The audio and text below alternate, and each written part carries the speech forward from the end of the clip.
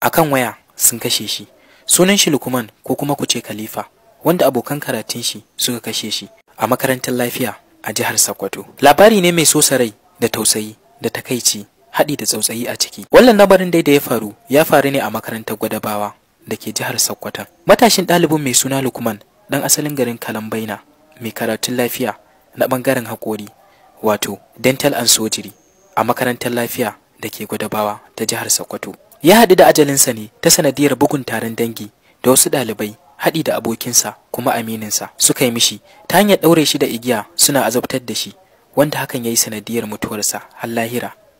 Akan cewa wai suna zarginsa da ya satar musu wayar hannu. Labarin da na samu daga hukumar makarantar ya tabbatar min da gaskiyar abin da ya faru, kan cewa ɗaliban sun je sun tayar da shi marigayin ne da misalin karfe 2 na dare a ranar Lahadi 20 ga watan 11 shekara ta 2022, inda suka fara sa'insa a tsakaninsu har da shi marigayin akan tuhumar da suke mishi na ya satar musu waya. Daga nan ne suka tilastawa marigayin da sai ya amsa zargin da ake mishi na dole sai ya ba su wayar da ya dauka. Bayan hakan bata samu ba, sai suka kama shi suka kulle shi a jikin bishiya. Suka kama shi suka yi mishi dukan tsiya, wanda daga bisani dukan ya koma duka wanda za a iya kiran shi da dukan kawo wuka, haɗe da zuba mishi ruwan sanyi a jikinsa a cikin wannan daren, wanda idan sun zane shi ne sai kuma su watsa mishi ruwan sanyi a jikin nasa. Tun daga nan ne rai ya halinsa, kamar yadda wani shaidar faifan bidiyo ya bayyana, inda aka ga yadda suka yi wa shi marigayin haɗe da kuma jin muryoyin su waɗanda suka yi aika-aikan. Za ku iya ziyartar shafinmu na www.tophausa.com domin ɗauko wannan bidiyo.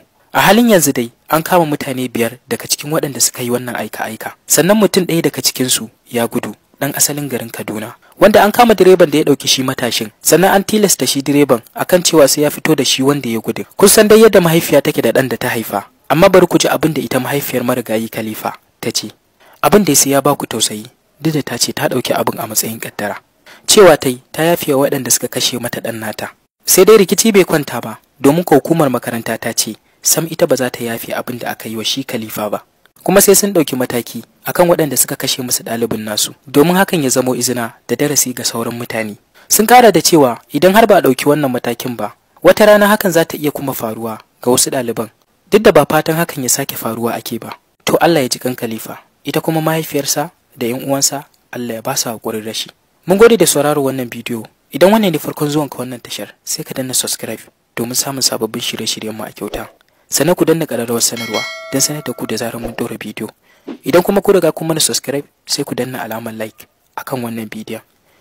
Kada ku manta ku danna alamar share domin tura wa 'yan uwa da abokanai wannan bidiyon.